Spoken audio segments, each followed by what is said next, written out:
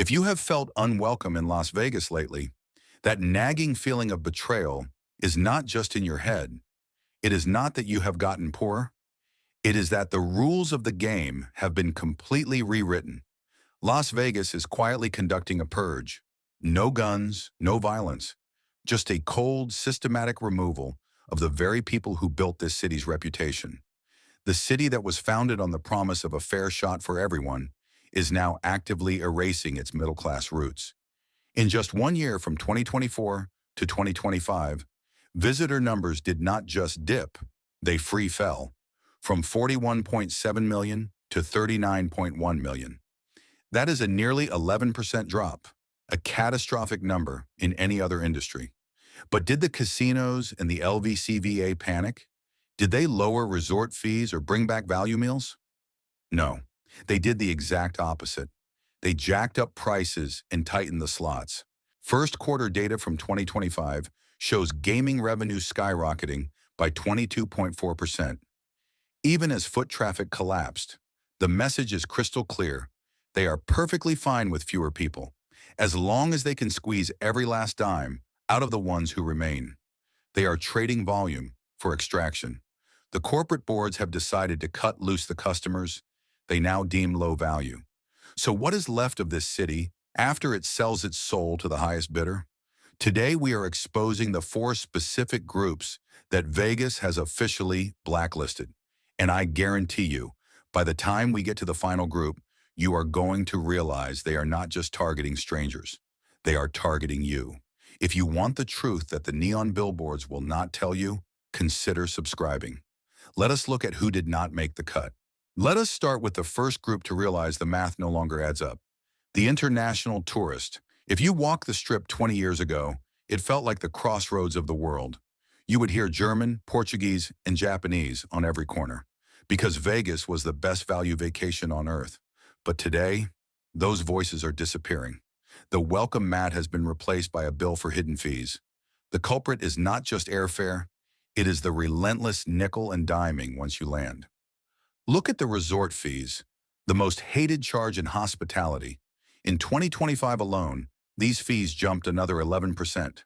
At the Wynn, you are looking at $56.69 a night. At the Aria, it is over $62 a night after tax. That is not for service. That is a mandatory tax, just to access the room you already paid for. For travelers coming from Europe, the math is brutal. Between $200 nightly rates, resort fees, and overpriced dining, a standard 3 to 4 day trip now easily hits $1,500 to $2,500 per person. And for what? To play at tables where $25 is the new minimum? And the complimentary drinks have dried up? We are seeing a massive shift.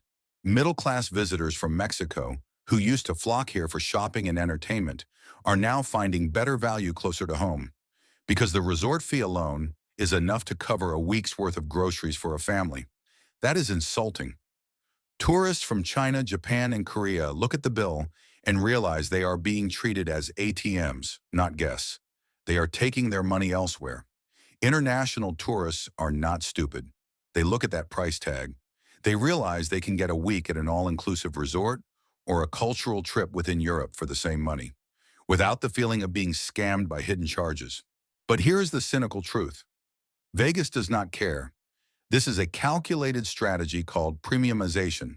The corporations have decided they do not need a full house anymore. They just need a rich house. The data proves it. In June 2025, visitor volume crashed by 11.3%, yet gaming revenue actually ticked up by 3.5%. Think about that. They lost more than 1 in 10 customers and still made more money. They have successfully engineered a system where they can extract more profit from fewer people. They have traded the budget-conscious global traveler for the high-yield domestic spender. They are turning the city into a gated community for the wealthy. But while the loss of overseas visitors is bad, there is a far more dangerous silence. For decades, one loyal group drove down by the millions to keep the city alive during the slow seasons. Now even they have stopped coming. And when you lose your closest neighbor, you know the neighborhood is truly in trouble. For over 40 years, Canadians were the unseen backbone of the Las Vegas economy. They were not just tourists, they were neighbors. When the summer heat scared everyone else away, or when recession hit the United States, Canadians kept coming. They drove down Interstate 15 by the thousands. They were escaping the winter, filling the budget rooms, and keeping the lights on, downtown and on the Strip. They loved Vegas because it respected the value of a dollar. It was an affordable escape. But corporate Vegas has decided they do not want affordable anymore. And they certainly do not want budget travelers occupying their rooms. The exchange rate has always been tough for Canadians, usually around 30 to 35%. In the past, casinos understood this. They offered at par deals, deep discounts on rooms and cheap buffets to balance out the weak Canadian dollar. It was a handshake deal. You make the long drive. We make it worth your while. That deal is dead. Today, when a Canadian family looks at a trip to Vegas, they are not just fighting the currency exchange. They are fighting a system designed to bankrupt them. Let us do the math that every Canadian snowbird is doing right now. A simple $100 dinner on the Strip does not cost them $100. First, add the 8.38% sales tax.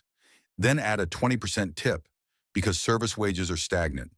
Now convert that to Canadian dollars. That mediocre $100 meal just costs them nearly $185. And that is before the hotel bill. When you slap a 50 United States dollar resort fee on a room, that is nearly 70 Canadian dollars just for the privilege of having a key card. For a Canadian retiree on a fixed pension, that is not a vacation. That is financial irresponsibility. So where did they go? They did not stop traveling. They just stopped coming here. They turned their cars toward Arizona or Florida. There they can rent a condo for a month for the price of a week in Vegas. Or they fly to Mexico and the Dominican Republic, where their dollar goes further and the drinks are actually free. Vegas broke the unwritten contract with its most loyal neighbor. They bet that the allure of the Vegas brand was strong enough to make people ignore the bad math. They were wrong. You cannot treat your most loyal friends like suckers and expect them to show up for the party. But if losing the international crowd and the neighbors is painful, what they have done to the next group is a tragedy. This is not just about economics. It is about destroying the very soul of the American family road trip. But the most tragic casualty is not the international tourist or the Canadian snowbird. It is the very soul of the city, the casual American gambler. For decades, the deal was simple. You did not need to be a whale to be treated like a king. A school teacher from Ohio or a mechanic from Texas could fly in with a $500 bankroll. They could play $5 blackjack for hours, get free drinks, maybe a comped buffet, and go home feeling like a winner, even if they lost it all. That was the magic. You paid for the entertainment, and the casino respected your time. That respect is gone. It has been replaced by a mathematical aggressiveness that is frankly predatory. Let us look at the tables. If you sat down at a roulette wheel in the 90s, you saw two green zeros. The house edge was 5.26%. It was tough, but fair. Today, walk into almost any Strip property, and you will see the 000 wheel. They added a third green slot. They often disguise it with a logo, like the Sands or Venetian emblem, to make it look special. It is not special, it is theft. That one extra slot pushes the house edge to 7.69%. That is worse than almost any slot machine on the floor. They are literally taxing your nostalgia. And then there is Blackjack. This is the single biggest insult to the American player. Standard Blackjack pays 3 to 2. You bet $10, you get a Blackjack. You win $15. Simple. But walk the Strip today. Look closely at the felt on the low-limit tables. It says Blackjack pays 6 to 5. It sounds like a small change. It is not. On a $10 bet, a Blackjack now pays you $12 instead of $15. They are stealing $3 from you every time you hit the best hand in the game. This rule change alone increases the house advantage by nearly 400% against the casual player. And the worst part, if you want a fair 3 to 2 game, you can find one. But only in the high-limit room. where the minimum bet is $50 or $100 a hand. The message is loud and clear. If you are not rich, you do not deserve fair odds. The $5 table is extinct. The $10 table is an endangered species. On a Saturday night at the Bellagio or Caesars, you are lucky to find a seat for under $25. So the casual gambler, the couple celebrating their 30th anniversary, the guys on a weekend trip, they wander the floor, priced out of the tables. They sit at a slot machine, they order a drink, and wait, because the monitoring systems on the machines now track how much you bet before authorizing a free drink. You are not a guest anymore. You are data entry in a spreadsheet. The casinos have forgotten that these low-value customers were the ones who created the atmosphere. They brought the energy, the noise, the life. Without them, these billion-dollar resorts are just quiet, expensive shopping malls with slot machines. But if pushing away the casual gambler was a mistake, what they are doing to the next group, the high rollers themselves, is a sign of sheer incompetence. You would think, after kicking out the little guy to focus on the whales, they would treat the big spenders perfectly. You would be wrong. But the deepest betrayal is not found at the blackjack table. To understand the structural collapse of the Las Vegas economy, we have to look at the death of the deal. And to do that, we need to analyze the vacation of a typical couple. Let us call them the Millers. They are retired. They decided to come back from Wisconsin to celebrate their 25th wedding anniversary. They book a room online for $79. This looks like a classic Vegas bargain. But this is the first trap in what economists call drip pricing. The advertised low rate is just bait. The moment they reach the front desk, the trap snaps shut. The clerk informs them of a mandatory $50 per night resort fee. This is a fee for amenities they did not ask for. Wi-Fi, gym access, a local newspaper. But they are forced to buy. Psychologically, this is devastating. Even before they unpack, the trust is gone. They no longer feel like guests. They feel like targets. But the real pain hits when they get hungry. Trapped on the property without a rental car because parking is now $25 a day, the Millers head to the food court. Not a fancy steakhouse. Just a simple lunch at a counter, 2 slices of pizza and 2 sodas. The total comes to $48. This constant nickel and diming creates a low-level anxiety that lasts the entire trip. Instead of relaxing, the Millers are on guard, constantly calculating, constantly feeling like they are being tricked.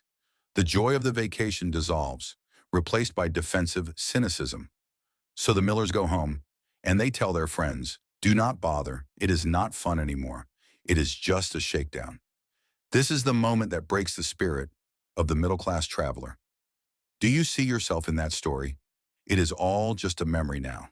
The current Vegas is far harsher than your honeymoon trip 30 years ago. And here is the critical misunderstanding. The Millers and millions like them are not leaving Las Vegas because they ran out of money. They have money. They could afford a $48 pizza if they wanted to. They are leaving because they refuse to be insulted. They realize that Vegas is no longer a hospitality industry. It is an extraction industry, and the value proposition has become a value trap.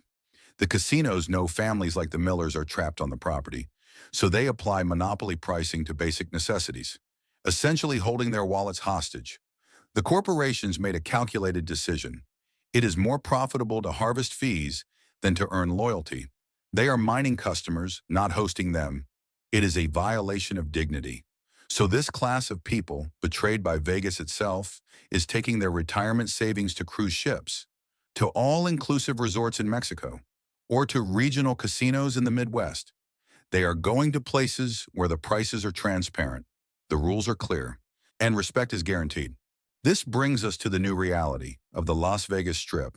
Walk through a major resort casino on a Tuesday afternoon in 2026. It is cleaner than it was in the 1990s. It is more luxurious. But listen closely. It is quiet.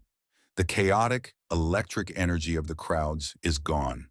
The corporations have successfully engineered a pivot from volume to yield. But in doing so, they have severed the 4 pillars that held the city up. Vegas did not lose these customers by accident. It pushed them out with fees, traps, and gimmicks. that no self-respecting customer would accept. It traded the loyalty of the millions who built the city for the wallets of the few who do not care about the price tag. The result is a hollow victory. Revenue is up, but the soul of the city is gone. It has become a sterile, high-end extraction machine, a city of rich ghosts, where the lights are brighter than ever, but there is nobody home to enjoy them. If you are one of the millions who remember what this town used to be, do not feel bad about not going back. You did not leave Las Vegas. Las Vegas left you. If you agree that it is time to speak the truth about what is happening here, please subscribe to the channel and let me know in the comments below. What was the specific moment, the exact fee or rule change that finally made you say, enough is enough? I read every story. Thanks for watching.